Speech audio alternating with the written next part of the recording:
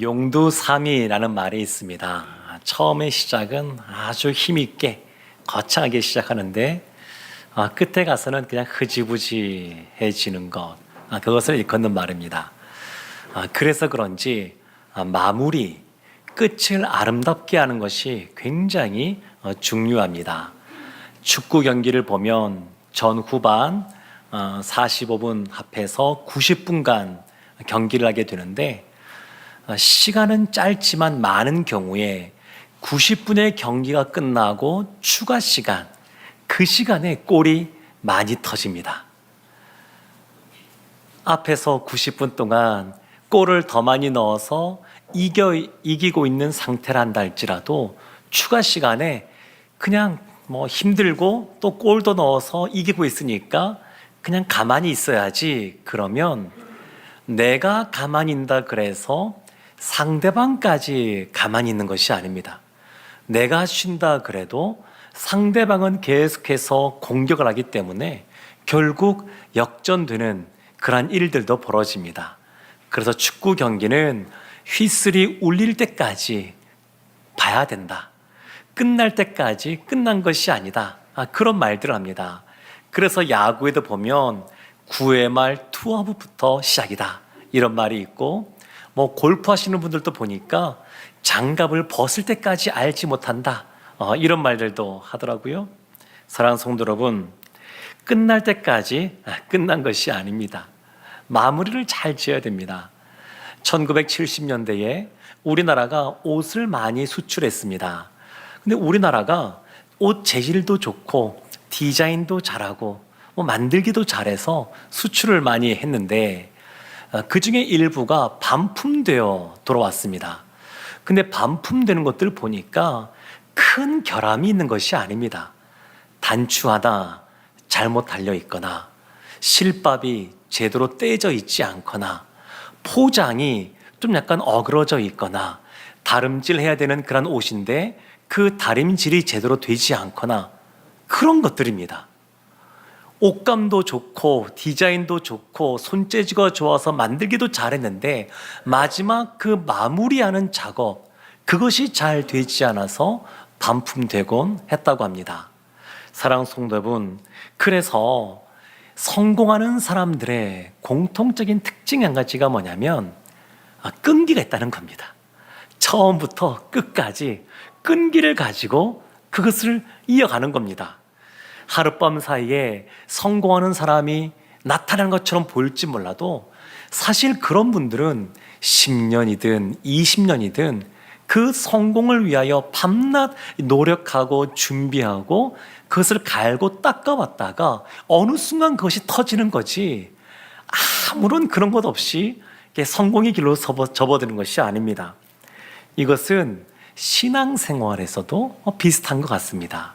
신앙생활도 왕년의 신앙, 그런 거 있지 않습니까? 왕년에 내가 이런 걸 열심히 했다, 잘했다. 근데 중요한 건 뭐냐면 주님 부르시는 그날까지 끝까지 잘 완수하는 겁니다. 오늘 본문 말씀에는 여호수아와 이스라엘이 약속의 땅, 가나안 땅에 들어와서 정복 전쟁을 벌이는데 그 정복 전쟁이 마무리되는 그러한 내용입니다.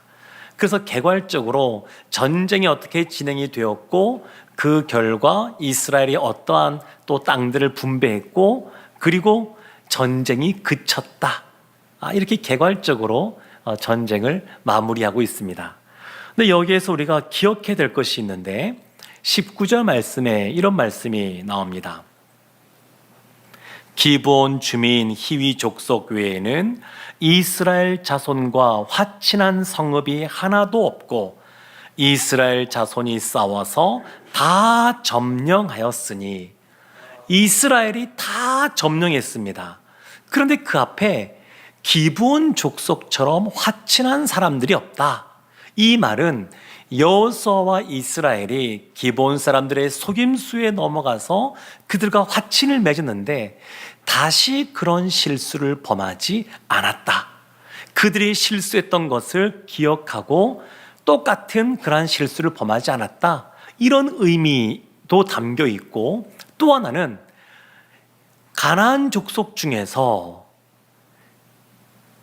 여리고 성의 라합처럼 또 이 기브온 족속들이 물론 속임수를 썼지만 이들처럼 하나님 편에 서겠다고 하는 사람들이 없었다는 겁니다.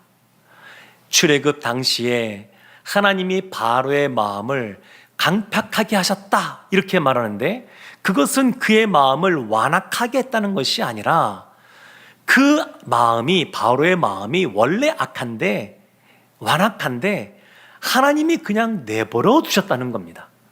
지금 가나안 족속도 그렇습니다.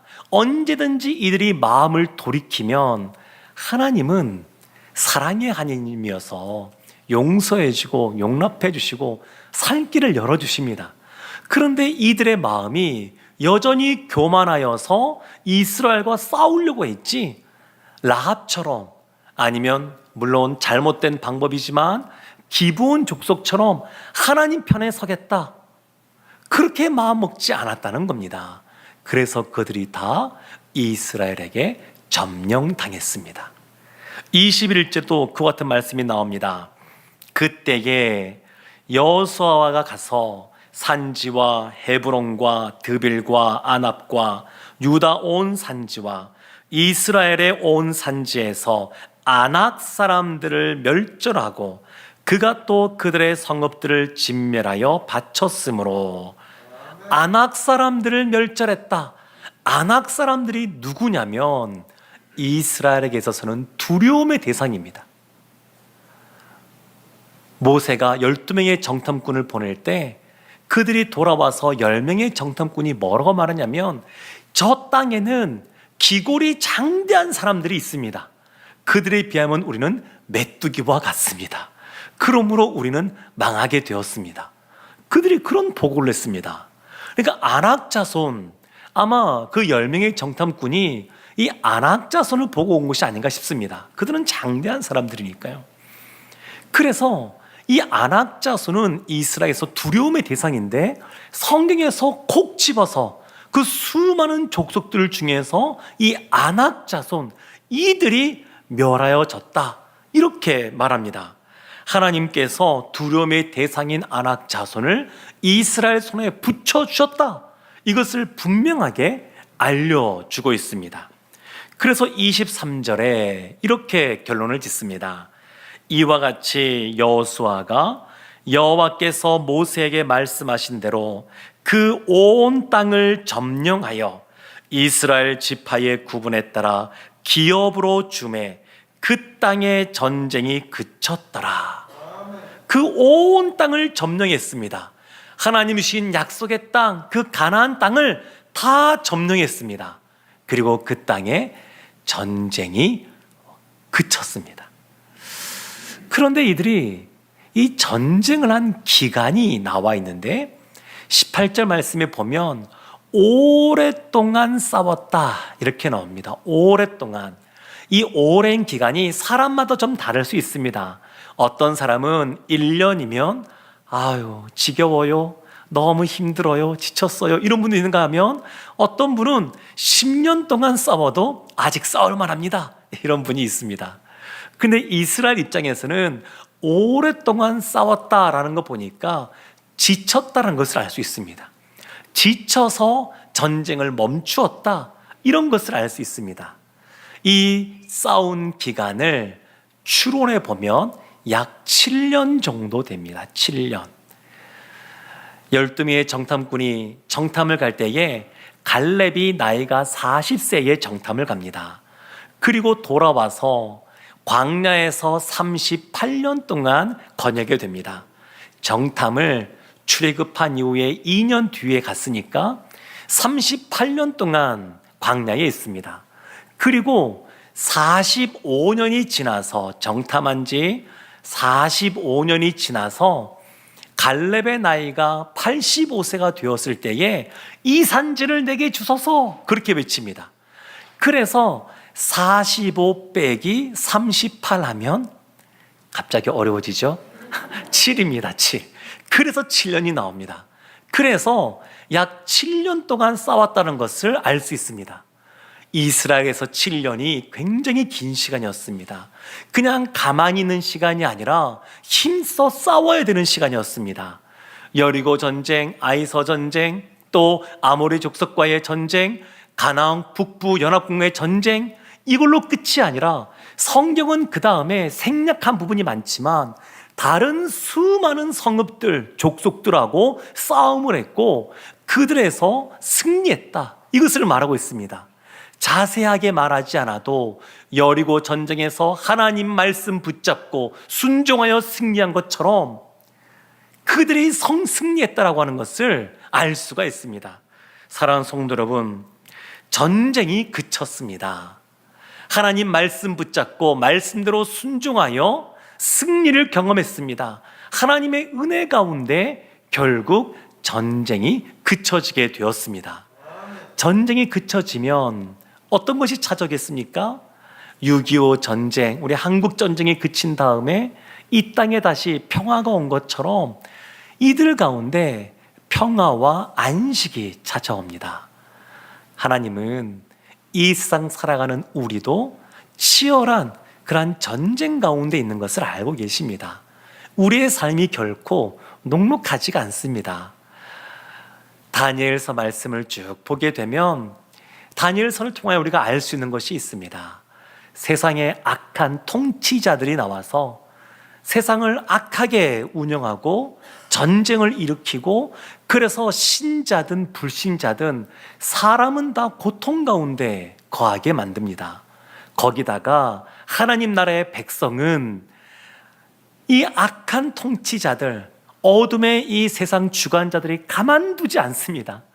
우리가 싸움을 하지 않으려고 가만히 있어도 축구 경기에서 상대편이 쉬지 않고 공격하는 것처럼 여전히 공격해 옵니다.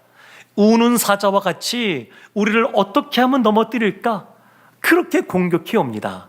그래서 인생이 고달픕니다. 힘듦이 있습니다.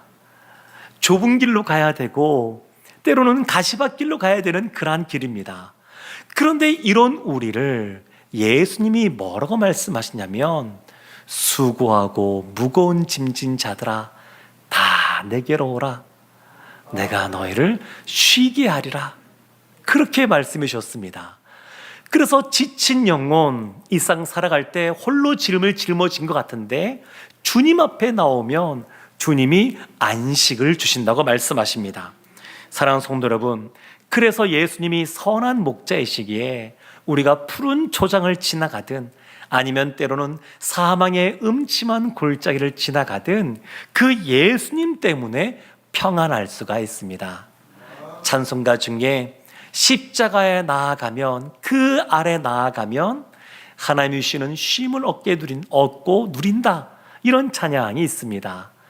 십자가 그늘 아래 나 쉬기 원하네. 저 햇볕이 뜨겁고 또 짐이 무거워 이 광야 같은 세상에 늘 방황할 때에 주 십자가의 그늘에 내 쉴 곳 찾았네. 십자가 그늘 아래 거하면 주님이 주시는 안식이 있습니다.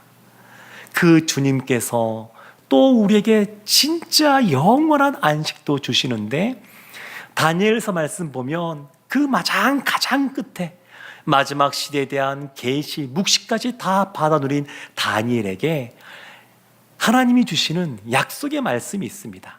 그것이 다니엘서 12장 13절에 이렇게 나옵니다. 너는 가서 마지막을 기다리라. 이는 내가 평안히 쉬다가 끝날에는 내 몫을 누릴 것이비라. 우리에게 평안을 주십니다. 쉼을 주십니다. 보상을 주십니다. 사랑하는 성도 여러분, 이 영원한 안식에 들어가면 다시는 눈물 흘릴 일도 없고 아픔도 없고 그리고 사망도 없고 늘 주님께 주시는 평안함과 감사와 기쁨이 넘칠 줄로 믿습니다. 전쟁이 그치면서 안식이 우리 가운데 주어지지만 이 전쟁을 수행하며 이스라엘이 열심히 자신들에게 주어진 것을 가지고 싸우고 나아갔지만 한 가지 아쉬운 것이 있습니다. 오늘 말씀 보게 되면 찬찬히 보면 한 가지 의문이 드는 그러한 구절이 있는데 22절 말씀입니다. 이스라엘 자손의 땅에는 아낙 사람들이 하나도 남지 아니하였고 가사와 가드와 아스도데만 남았더라. 남지 아니하였고 다음엔 또 남았더라 이렇게 나옵니다. 이스라엘 사람들이 거주하는 그 땅, 아낙 자손들이 남지 않았습니다. 그런데 가사와 가드와 아스돗이라는 그 지역에는 이것이 나중에 블레셋 지형이 되는데, 블레셋 나라의 땅이 되는데 이곳에서는 남았습니다. 하나님이 주신 약속의 땅에는 이 모든 것이 포함되어 있습니다. 그런데 이스라엘 사람들이 전쟁을 수행함에 있어서 약간 남긴 지역이 있습니다. 전체적으로 보면 다 전쟁이 이미 끝났습니다. 전쟁의 승패는 이미 결정이 났습니다. 그건 변함이 없습니다. 그런데 작은 부분으로 들어가면 아직 전쟁이 벌어지지 않은 그런 지역이 남아있다는 겁니다. 약간이지만 남아있습니다. 그래서 여호수아 13장 1절 보면 땅을 분배하는 이야기가 나오는데 그때에 하나님이 여호수아에게 뭐라고 말씀하시냐면 땅을 아직 얻을 곳이 많이 남아있다, 그렇게 말씀합니다. 그래서 이것을 우리가 어떻게 볼 거냐, 이쪽은 다 남지 않고 다 진멸되었고 다 점령했다 말하고 한쪽 부분은 여전히 약간이지만 남아있는 부분이 있다, 이렇게 말하고 있습니다. 우리가 숲을 볼 때, 산을 볼 때 숲을 보게 됩니다. 그리고 가까이 다가가게 되면 나무 한 그루 한 그루를 보게 됩니다. 넓게 보면, 거시적으로 보면 전쟁은 이미 끝났습니다.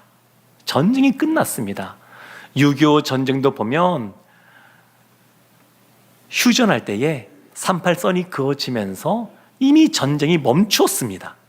그런데 전투, 그보다 작은 전투를 보게 되면 이 전쟁이 38선이 그어진 이후에도 이 땅 가운데, 남한 땅 가운데도 여러 가지 군데에서 경찰과 더불어서 그런 전투들이 벌어졌었습니다. 마치 그와 같습니다. 거시적인 관점에서는 이미 전쟁이 끝났습니다. 그런데 미시적인 관점에서 보면 아직 남아있는 전투들이 있습니다. 예수님이 십자가를 지시고 3일 만에 부활하셨습니다. 이미 사만 권세를 깨뜨리셨습니다. 전쟁에서, 영적 전쟁에서 이미 승리하였습니다. 이건 변함이 없습니다. 예수님이 재림하시면 예수님께서 이미 승리하셨다는 것이 분명하게 드러날 겁니다. 이것은 변하지 않습니다. 다만 이 세상을 살아가는 하나님의 자녀들은 여전히 영적인 전투 가운데 놓여져 있습니다. 이미 전쟁에서 승리했지만 아직 우리가 그 승리를 온전히 받아 누리기에는 감당해야 될 전투가 있습니다. 이스라엘이 큰 범위에서는 전쟁을 끝냈습니다. 그런데 이것은 이스라엘 모든 사람들이 다 감당해야 될 그러한 전쟁이었습니다. 반면에 땅을 이제 나누어서 분배해서 각 지파가 그 땅을 차지하게 되는데 그 땅 안에는 아직 곳곳에 남아있는 그러한 족속들이 있었습니다. 그들이 전투를 행해서 그것을 정복해야 되는 곳입니다. 사랑하는 성도 여러분, 이스라엘이 큰 범위의 전쟁은 끝났지만 여전히 작은 범위 안에 있는 전투는 남아있는 상태였습니다. 그러면 왜 이스라엘이 이와 같이 작은 성읍들을 남겨놨을까? 이 족속들을 살려두었을까 생각해 볼 수 있습니다. 첫 번째는 전쟁이 오래되면서 지친 겁니다. 번아웃 된 거죠. 지쳤습니다. 하나님 말씀 붙잡고 힘써 달려가지만 때로는 사도 바울처럼 표대를 향하여 끝까지 달려가지 못하고 여호수아처럼 끝까지 여호수아 24장에 나와 내 집은 여호와를 섬기겠노라 결단하면서 나갔던 것처럼 그렇게 하지 못하고 지칠 수가 있습니다. 그것이 첫 번째 이유입니다. 두 번째는 그들이 현실적인 생각을 한 겁니다. 애굽에서 살 때, 또 광야에서 삶을 살 때 제대로 된 농사도 짓지 못하고, 그리고 유목 생활을 하고, 그러니까 어떻게 가나안 땅에서 농사를 지어야 될지, 농기구는 어떻게 만들어야 될지 모릅니다. 그러니까 그 남아있는 가나안 족속들을 종으로 삼아서 현실적으로 그들의 삶에 유익을 얻게 하는 겁니다. 그래서 타협을 한 겁니다. 타협을.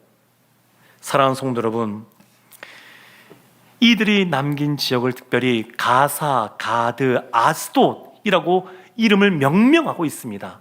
가사가 어떤 지역이냐면 삼손이 들릴라에게 속아서 두 눈이 뽑히고 맷돌을 돌린 장소가 이 가사입니다. 가드가 어떤 곳이냐면 이스라엘을 모욕했던 골리앗의 고향이 가드입니다. 아스돗은 엘리 제사장 때 언약궤를 앞세워 갔다가 전쟁에서 패하게 되는데 블레셋이 이 언약궤를 가지고 가서 아스돗에 있는 다곤 신상 앞에 갖다 놓습니다. 모욕을 주는 겁니다. 그러니까 이 가사, 가드, 아스돗 이런 지역들은 약간만 남아 있었는데 세월이 지나면서 그들이 더 힘을 얻게 되면서 오히려 이스라엘의 발목을 잡고 이스라엘을 억압하는 사람들로 변모하게 됩니다. 사랑하는 성도 여러분, 그래서 하나님께서는 이것을 이미 아시고 민수기 33장 55절에서 이렇게 말씀하셨습니다. 너희가 만일 그 땅의 원주민을 너희 앞에서 몰아내지 아니하면 너희가 남겨둔 자들이 너희의 눈에 가시와 너희의 옆구리에 찌를 것이 되어 너희가 거주하는 땅에서 너희를 괴롭게 할 것이요. 하나님이 이미 경고의 말씀을 하셨습니다. 마지막까지 남아있는 그들을 다 하나님 말씀에 순종하여 사명을 완수해야 된다. 그렇지 않으면 너희의 눈을 찌르고 너희의 옆구리를 찌르고 너희를 괴롭게 하는 일이 벌어질 것이다 말씀하셨습니다. 그래서 우리도 우리 가운데 놓여있는 이 전투를 끝까지 감당해야 됩니다. 하나님 주신 사명도 끝까지 왕년의 신앙이 아니라 지금도 주님 부르시는 그날까지 감당해 가야 되고, 무엇보다 하나님께서 싫어하시는 죄와 우리가 끝까지 피 흘리기까지 싸워 나가야 됩니다. 사랑하는 성도 여러분, 우리가 싸우지 않는다 그래서 사단이 가만히 있지 않습니다. 축구 경기처럼 가만히 있을 수가 없습니다. 죄와 타협하면서 얻게 되는 안식처럼 보이는 것이 있습니다. 세상과 타협하게 되면 평안이 오는 것 같습니다. 조금 더 쉽게 삶을 살아가는 것 같습니다. 그러나 이것은 언젠가 골마 터질 것들입니다. 이런 것들은 진정한 안식이 아닙니다. 진정한 평안이 아닙니다. 그래서 참된 평안, 참된 안식은 뭐냐면 싸워서 이겨 얻는 겁니다. 예수 그리스도가 십자가에서 승리하심으로, 부활하심으로 승리하셨던 것처럼 죄와 끝까지 싸워서 이겨야 참된 안식을 얻는 겁니다. 세상과 타협하여 얻을 수 있는 평안이 아닙니다. 하나님의 시각으로 이 죄의 문제에 대하여 심각하게 우리가 이것을 바라보아야 되고, 하나님이 우리에게 주신 사명을 소홀히 여겨서는 안 됩니다. 사랑하는 성도 여러분, 하나님이 이스라엘에게 약속의 땅, 가나안 땅을 정복하여 또 그 땅을 차지하라 말씀하셨습니다. 그런데 그것이 하나님이 원하시는 참된 목적이 아닙니다. 그것은 과정일 뿐입니다. 하나님은 약속의 땅에 들어가서 그 땅에서 하나님 나라의 거룩한 제사장 나라로서 있기를 원하셨습니다. 그 땅에서 세상과는 다르게 거룩한 삶을 삶으로 이방 나라들이 하나님을 알고 하나님의 백성이 되는 구원의 방주로 살기를 원하셨습니다. 그래서 사도 바울도 우리에게 말씀하기를 범사에 그에게 이르기까지 자라가라, 장성한 분량에 이르기까지 자라가라, 그렇게 권면하고 있습니다. 사랑하는 성도 여러분, 진정으로 복된 삶이란 것은 뭐냐면 스스로 자기 판단에 전쟁을 그치는 것이 아니라 하나님께서 종전선언을 할 때까지 끝까지 주신 사명을 완수하는 사람이 복된 사람입니다. 우리에게 건강이 있지 않아도, 우리에게 또 여러 가지 부가 있지 않아도, 명예가 있지 않아도 하나님께서 주신 사명을 끝까지 붙잡고 기도하는 사람, 그 사람이 진정 복되고 하나님께서 원하시는 하나님의 사람인 줄로 믿습니다. 주님께서 주시는 참된 안식을 십자가 아래서 누릴 뿐만 아니라 주님이 주신 사명 마지막까지 완수하는 우리 모두가 되기를 주님의 이름으로 축원합니다. 아멘. 기도하겠습니다.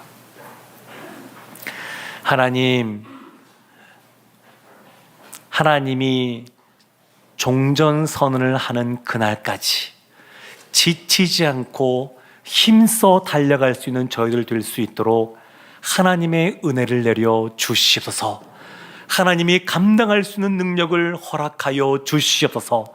그래 우리 모두 우리의 믿음의 선조들이 그랬던 것처럼 하나님이 주시는 참된 복을 받아 누리게 하여 주옵소서. 예수님의 이름으로 기도합니다. 아멘.